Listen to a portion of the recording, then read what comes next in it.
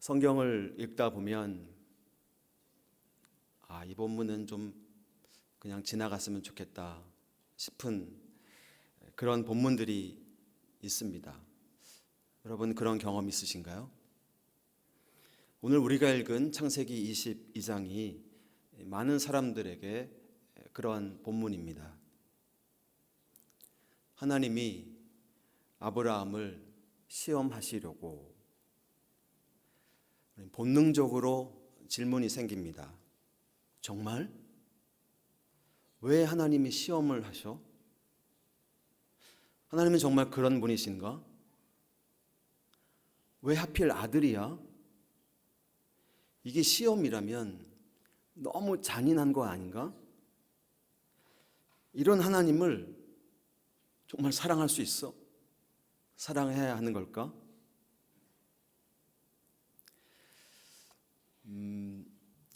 우리들에게는 조금 이게 안 좋은 것 같은데요. 우리는 이 이야기의 엔딩을 알아요. 이 이야기의 끝을 우리는 알고 있습니다. 그렇죠?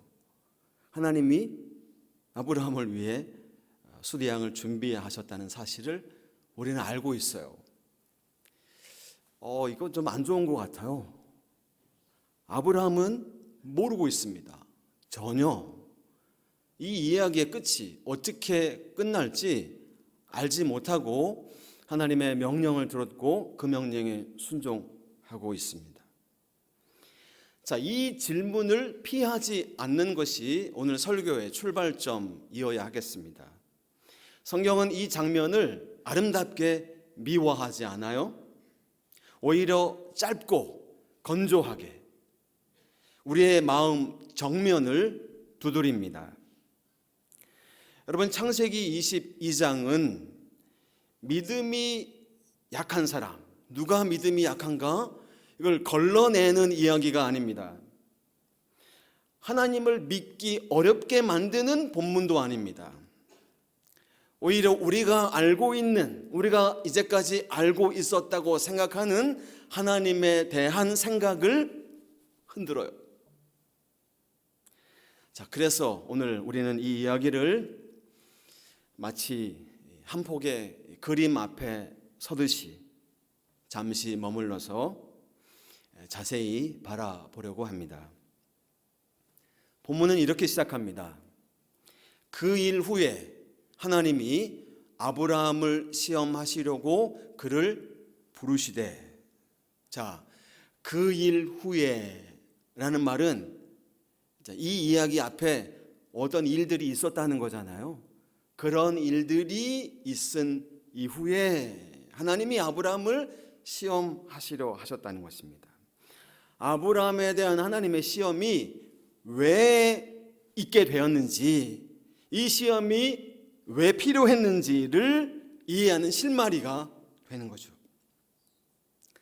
사실 21장 부분에 보면 모든 일들이 만족스러운 상황, 사실 아브라함 인생의 황금기, 그때 하나님께서 아브라함을 시험하시려고 하신 것입니다. 사람은 누구나 어려운 일이 생기면 하나님을 찾아요. 기도합니다. 그런데 상황이 좋을 때, 일이 잘 풀려갈 때, 술술술 풀려갈 때, 이럴 때는 우리가 살짝 영적으로 나태해질 수 있어요. 아쉬운 게 없으니까 하나님을 의지하는 마음이 느슨해지고 하나님을 찾는 간절함도 조금 약해집니다. 자, 아브라함의 경우에 외아들이 문제였습니다. 외아들과 관련해서 문제가 있었던 것 같아요. 오늘 우리가 읽은 성경 본문 2절에 하나님께서 이렇게 말씀하세요. 너의 아들, 네가 사랑하는 외아들 이삭을 번제물로 바치라고 명령하세요. 그냥 너의 아들을 번제물로 바치라고 하실 수도 있고 그냥 이삭을 번제물로 바치라 하실 수도 있는데 너의 아들, 네가 사랑하는 독자 이삭을, 아브라함이 이삭을 지나치게 애착하고 있었다는 암시를 주는 표현이에요. 왜 아니겠습니까, 여러분? 고향 떠나 25년 기다려 얻은 아들이, 그것도 100살에 눈에 넣어도 아프지 않을, 이런 표현이 어떤 표현인지를 누구보다 잘 아는 그런 아브라함입니다. 그럼 보통의 경우에 우리들이 시험을 받기 전까지는 우리 자신이 하나님이 아닌 그 무엇에 얼마나 집착하고 있는지를 모르는 경우가 많아요. 아브라함도 그랬습니다.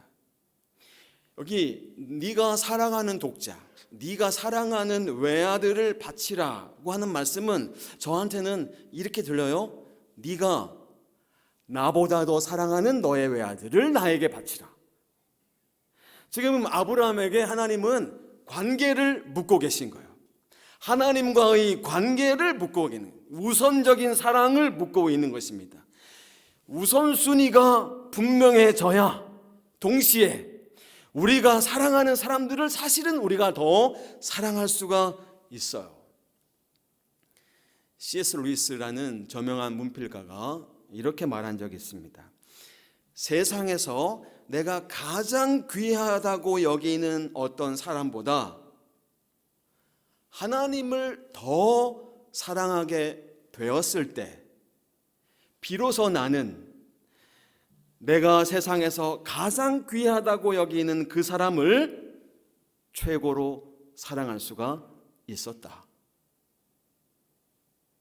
반대로 하나님보다 어떤 사람을 더 사랑하였을 때 사실은 그 사람을 전혀 사랑하지 않는 상태로 빠져들기 쉽다. 여러분, 여기 그 일 후에, 이런 일들이 있은 후에 아브라함의 영적인 상태를 느슨하게 만들고 하나님과의 사랑의 관계를 소원하게 만들 수 있는 일들이 지난 후에 아브라함을 하나님이 시험함으로써 하나님과의 관계를 다시 정립하려고 하십니다.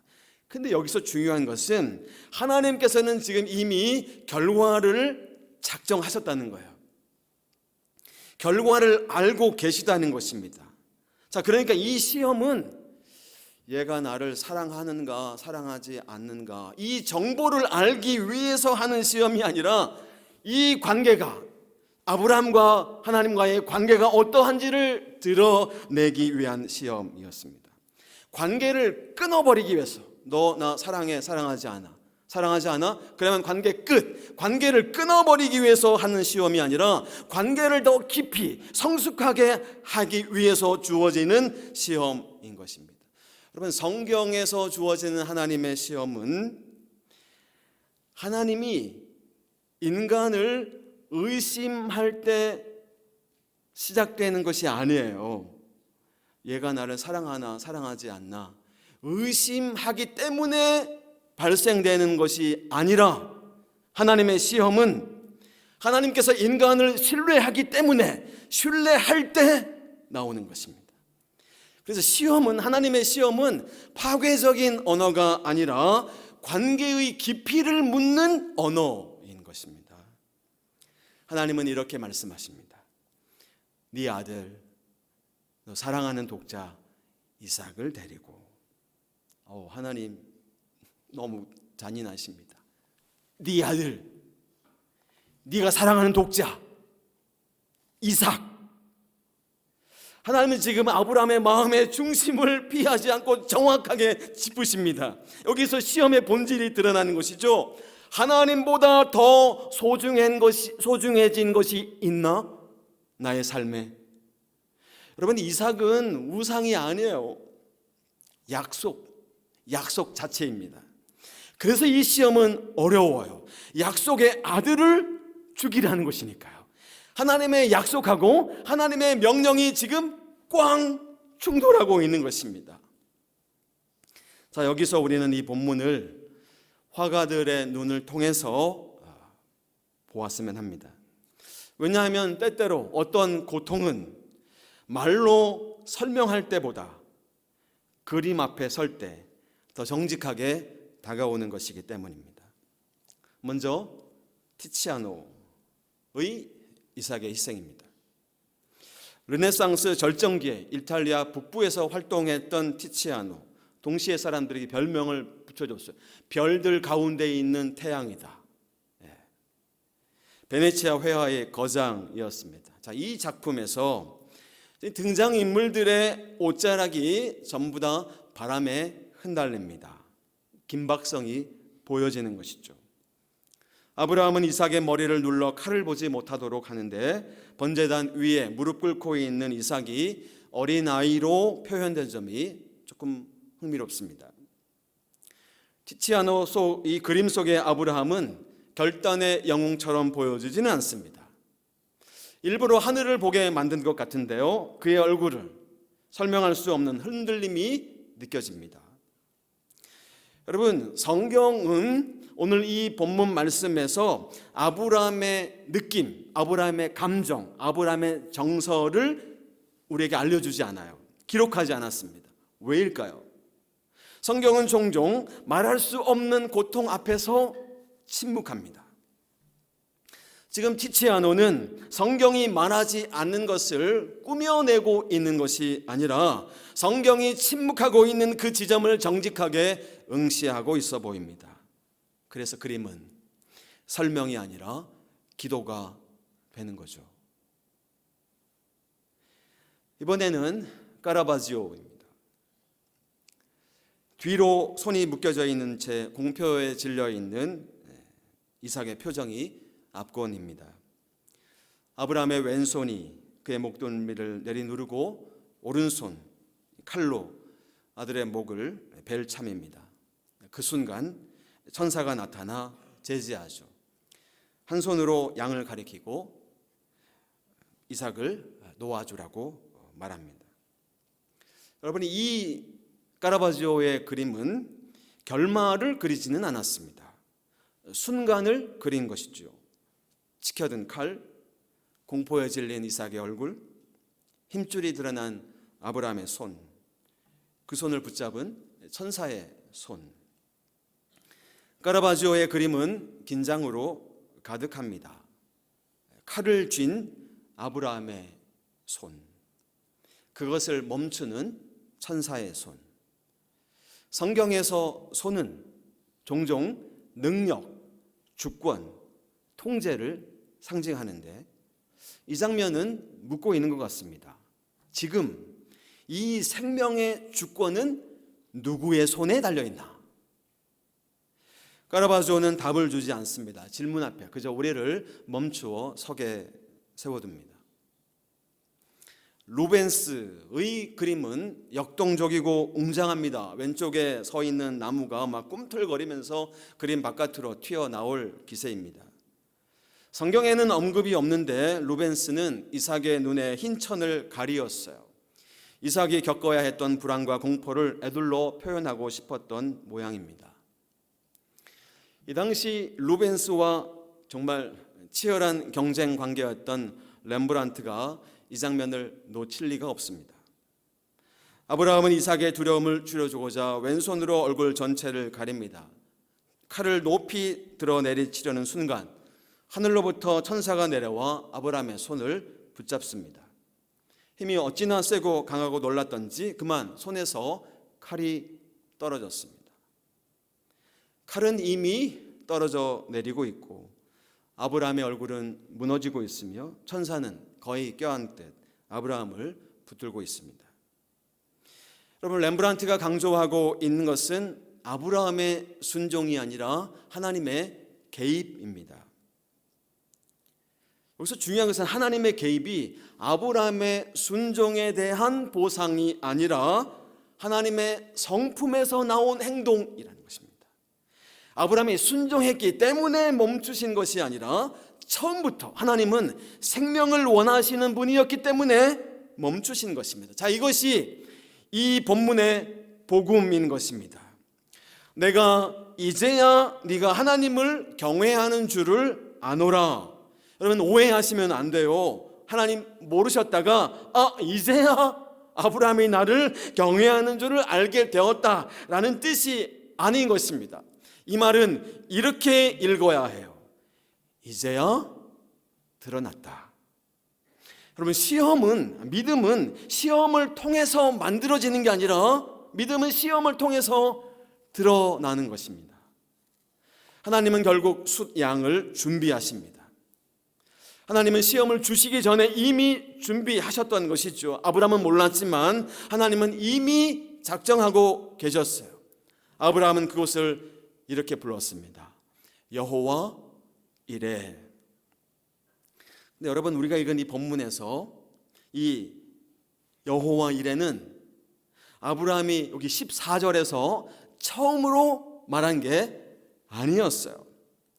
이미 8절에 아들에게 아들아, 번제물로 바칠 양은 하나님께서 직접 준비하실 것이다. 하나님께서 준비하실 것이다. 엘로힘 이레. 자, 모리아 산을 올라가면서 엘로힘 이레. 아직은 구체적으로 하나님이 어떻게 준비하실지 모르는 상황에서 믿음으로 그렇게 대답한 것입니다. 아들에게. 그리고 이제 숫양을 제물로 바치고 난 다음에 산을 내려오면서 여호와 이레 공적으로 선포하면서 하나님이 어떤 분이신지를 우리에게 알려주고 있는 것이죠. 아들과 아버지의 대화. 네, 아버지여, 번제할 어린 양은 어디 있습니까?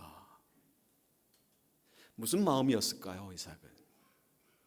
네, 아들아, 하나님이 자기를 위하여 친히 준비하시리라. 이렇게 대답하고 있는 아브라함의 마음은 또 어땠을까요? 순진무구한 아들이 던진 이 질문은 마치 벼랑 끝에서 겨우 간신히 몸을 지탱하고 서 있었던 아브라함을 확 절벽으로 떨어뜨릴 수도 있었던, 지난 3일 동안 가까스로 억누르고 있는 괴롭고 슬픈 아브라함의 감정을 확 폭발시켜 버릴 수도 있는 그런 질문이었습니다. 그러고 보니까 이날 이삭만 번제물이 아니었어요. 아브라함도 번제물이었습니다. 제가 입장을 한번 바꿔보았습니다. 만약 나라면 어떻게 됐을까? 저라면, 제가 생각 끝에 저라면 하나님 장작을 펴놓고 그 위에 제가 올라가서 하나님 차라리 저를 받으세요, 그러지 않았을까? 수많은 아버지들 마음이 그러지 않았을까요? 만약 그랬다면 아브라함은 역사에 아들을 대신해서 죽은 위대한 아버지로 남았겠죠. 그러나 그랬다면 아브라함은 결코 믿음의 조상은 되지 못합니다. 누구에게도 말 못하고 혼자서 이 아픔을 사겨야 했던 아브라함의 자신도 사실은 이날 번제물이 된 것입니다. 실제로 칼이 내려쳤다면 아브라함은 목숨이 붙어있는 동안 죽을 때까지 아들을 죽인 아버지라는 고통을 안고 살아가야 해요. 모리아 산 제단에서 연기로 사라질 것은 이삭만이 아니었던 것입니다. 아버지 아브라함의 인생도 그렇게 연기로 사라질 뻔하였습니다. 그러나 아브라함은 끝내 감정의 동요를 드러내지 않고 차분하고 침착한 목소리로 하나님께서 손수 준비하실 것이다. 절제되고 냉정한 아브라함의 대답은 같은 아버지로서 참으로 놀랍습니다. 이렇게 그는 믿음의 조상이 되어가고 있었습니다. 성경에서 아브라함과 이삭의 대화는 여기가 처음이고 여기가 마지막, 유일합니다. 대화는 간결하고 아들이 아버지에게 질문하고 아버지가 질문에 대답하는 형식입니다. 그리고 이후에 아들은 더 이상 묻지 않습니다. 목적지에 도달할 때까지 다시 긴 침묵이 아버지와 아들 사이에 흘러가죠. 키르케고르라는 사람이 공포와 전율이라고 번역된 책을 썼는데, 아브라함이 이삭을 데리고 떠난 이 사흘 길을 자세하게 묘사하였습니다. 철학자였고 신학자였고 경건한 신앙인인 그가 상상력을 발휘해서 이렇게 묘사한 것입니다. 아브라함은 사흘길을 걸으며 이 일의 결말이 어떻게 되리라고 생각했을까? 정말 하나님은 이삭을 제물로 바치기를 원하셨던 걸까? 아니면 하나님은 단순히 아브라함의 믿음을 시험하시려고 그렇게 명령하셨을까? 그것도 아니면 훗날 신약성경 히브리서의 해석대로 아브라함은 이삭이 죽어도 부활할 것을 믿었을까? 여러분들은 어떻게 생각하시나요? 어떤 대답이 아브라함의 마음을 가장 잘 표현하는 것일까요?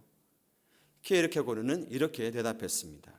아브라함은 자기가 칼을 내리쳐 아들 이삭을 죽이기 전에, 그러니까 아들 이삭에게 칼날이 닿기 직전에 하나님께서 마음을 바꾸시리라고 믿었다. 그렇게 믿었던 근거는 무엇인가? 근거는 없다. 그것은 그렇게 믿을 근거가 전혀 없음에도 불구하고 믿는 믿음의 부조리함에도 불구하고 믿는 희망 때문이었다. 여러분, 믿음이란 믿을만 하기 때문에 믿는 것이 아니지 않습니까? 오히려 믿을 수 없기 때문에 믿는 것이고, 믿을 수 없음에도 불구하고 믿는 것입니다. 이렇게 믿을 수 없는 것을 믿게 되었을 때, 그때 하나님이 우리에게 주시는 소망이 이렇게 피어나는 것을 경험하지 않았습니까, 여러분? 그렇습니다, 여러분. 하나님은 때때로 우리가 이건 진짜 모순적이야, 이건 너무나 부조리한 일이야, 이건 말도 안 돼, 우리 집에 우리 가정에 왜 이런 일이 발생하는 거야 지금 이라고 우리가 부르는 그런 일들을 가운데서 하나님은 자신의 목적을 이루어 가십니다. 그래서 믿음은, 신앙은 우리에게 이렇게 말해요. 나쁜 때나 좋은 때나, 아플 때나 건강할 때나, 살아있을 때나 죽을 때나 하나님은 언제나 거기에 계십니다. God is there. 하나님은 항상 거기에 계신다라고 우리에게 말씀하는 것입니다. 친애하는 교회 여러분, 시험은 지금도 우리에게 옵니다. 이해가 되지 않는 어떤 요구, 내려놓기 어려운 관계, 포기할 수 없는 꿈, 하나님보다 더 붙들고 싶은 어떤 것. 그러나 오늘 본문은 분명히 말씀합니다. 시험의 목적은 상실이 아니라 하나님을 다시 붙드는 자리로 우리를 데려가는 것이라고요. 여러분, 오늘 이 말씀을 들으면서 목사님, 제가 또 뭘 내려놓아야 된단 말인가요? 라고 듣지 않으시기를 바랍니다. 하나님은 포기해 라고 시험하시는 분이 아니라 정말 나 없이도 괜찮았어? 라고 물으시는 분이십니다. 시험은 하나님을 증명하는 자리가 아니라 우리가 무엇을 붙들고 살아왔는지를 드러내는 자리입니다. 그런데 여기 2절 하나님의 명령, 데리고 가라. 네 아들, 네가 사랑하는 독자 이삭을 데리고 가라라고 하는 이 표현, 이 동사에 히브리어잖아요. 창세기니까 히브리어 부사 하나가 붙어 있는데 이 부사가 우리말도 그렇고 영어 성경도 해석이 번역이 안 된 게 너무나 제가 보기엔 안타깝습니다. 제가 구약 성경을 전문적으로 공부했으니까 믿으셔도 돼요. 히브리어로 나라는 부사입니다. 번역하자면 부디 혹은 제발입니다. 자, 그러니까 하나님께서 아브라함에게 제발 부디 데리고 가거라 라고 말씀하신 거예요. 하나님은 창세기에서 이전에도 이런 표현을 2번 더 사용하신 적이 있습니다.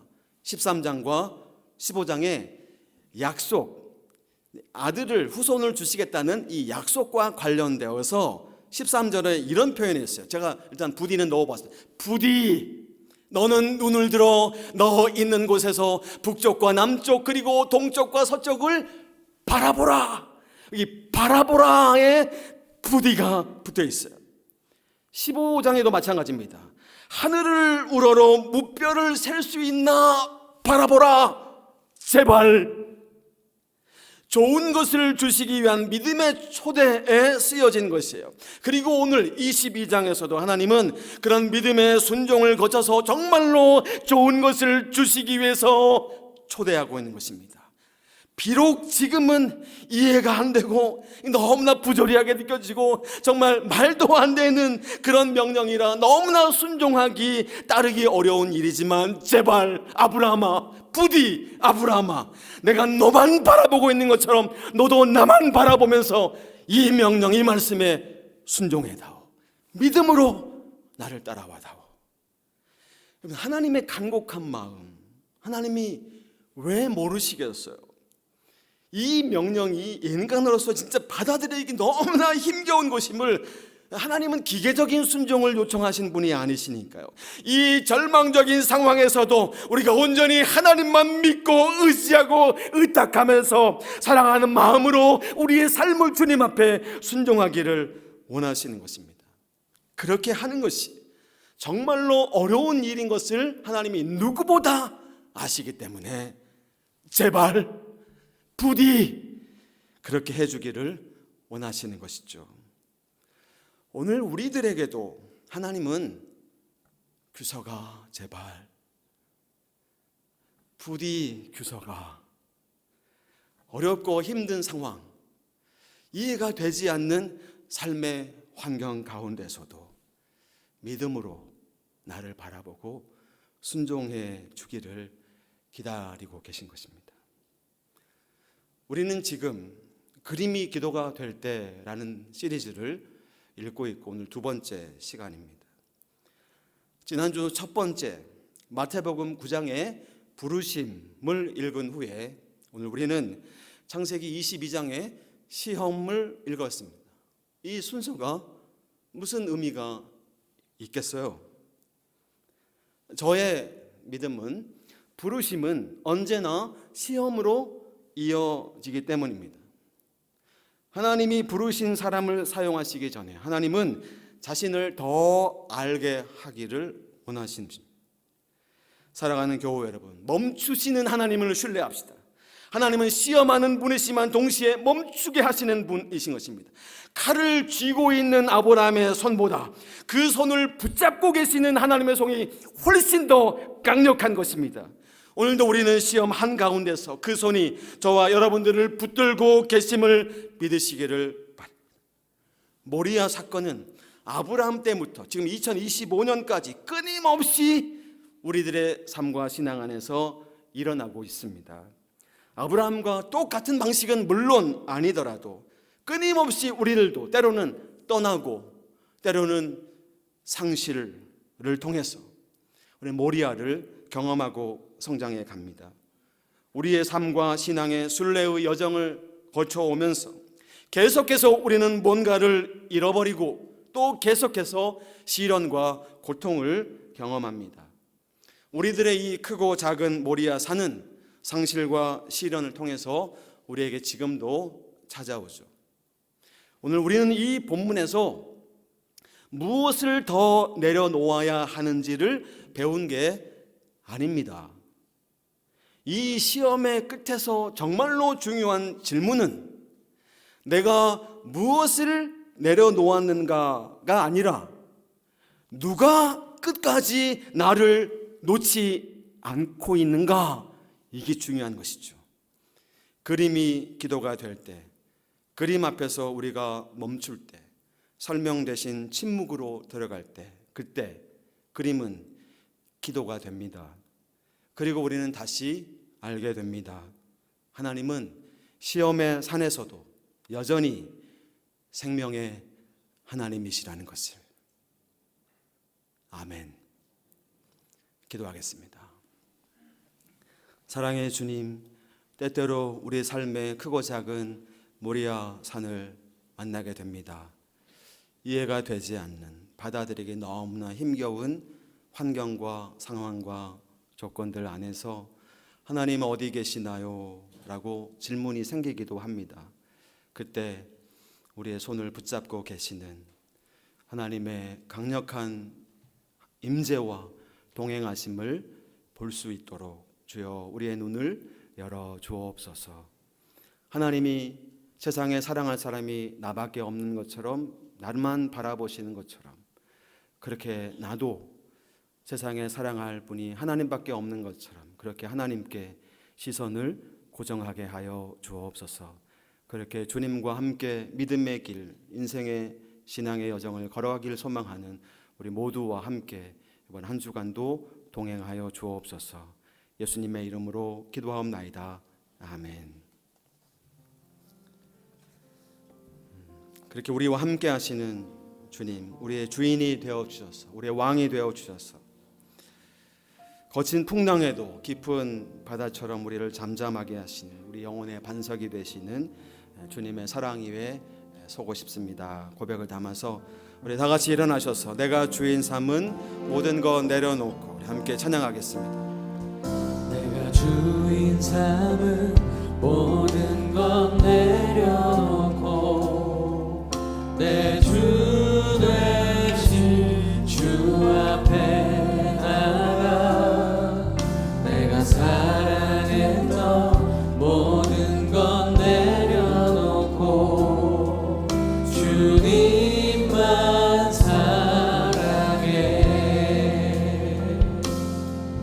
내가 주인 삼은 모든 것 내려놓고 내 주 대신 주 앞에 나가 내가 사랑했던 모든 것 내려놓고 주님만 사랑해. 주 사랑 거친 풍랑에도 깊은 바다처럼 나를 잠잠케 해. 주 사랑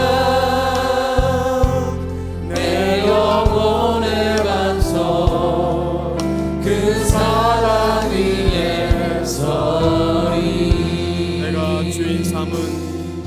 내가 주인 삼은 모든 것 내려놓고 내 주 대신 주 앞에 나가 내가 사랑했던 모든 것 내려놓고 주님만 사랑해. 내가 주인 삼은 모든 것 내려놓고 내 주 대신 주 앞에 나가 내가 사랑했던 모든 것 내려놓고 주님만 사랑해. 주 사랑 거친 풍랑에도 깊은 바다처럼 나를 잠잠케 해. 주 사랑 내 영혼의 반석 그 사랑 위에 서리. 주 사랑 거친 풍랑에도 거친 풍랑에도 깊은 바다처럼 나를 잠잠케 해. 주 사랑 내 영혼의 반석 그 사랑. 우리 다시 한번 주 사랑 거친 풍랑에도 주 사랑 거친 풍랑에도 깊은 바다처럼 나를 잠잠케 해. 주 사랑 내 영혼의 반석 그 사랑 위에 서리. 우리 셋 함께 기도합시다. 기도합시다. 주님, 하나님께서 우리의 삶을 끝까지 붙잡고 계신 것을 믿음의 눈으로 보게 하여 주옵소서. 시험 가운데서 우리 자신을 보는 것이 아니라 주님의 신실하심을 보게 하여 주옵소서. 여전히 크고 작은 우리들의 모리아에서 우리를 꽉 붙잡고 계시는 주님 보고 우리 믿음의 순례의 길을 신실하게 걸어가는 우리 모두가 되게 하여 주옵소서. 우리 함께 기도합시다. 거친 풍랑에도 깊은 바다처럼 나를 잠잠케 해 주사 내 영혼의 반석 그 사랑 위에 서리 주사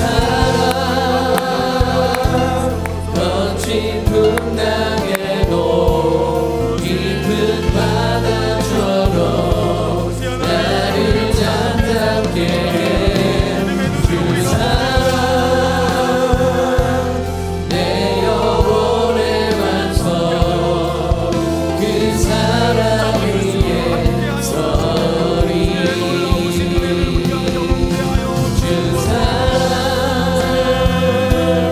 거친 풍랑에도 깊은 바다처럼 나를 잠잠케 해 주 사랑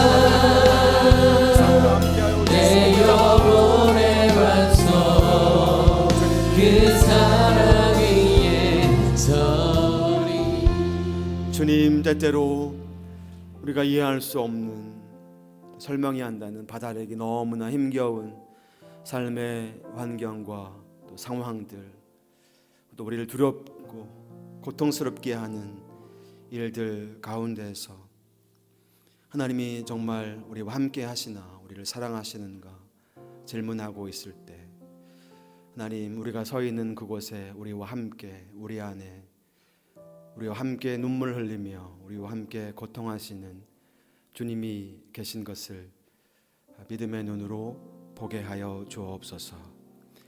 우리 자신이 아니라 하나님을 보게 하여 주옵소서. 우리가 두려워하는 고통의 문제들이 우리 삶의 중심이 아니라 여전히 우리와 함께 하시고 신실하신 하나님께서 우리 삶의 주인이시고 왕이신 것을 보게 하여 주옵소서. 크고 작은 우리들의 모리아에서 여전히 우리를 꽉 붙잡고 계시는 주님의 강한 손을 보게 하여 주옵소서.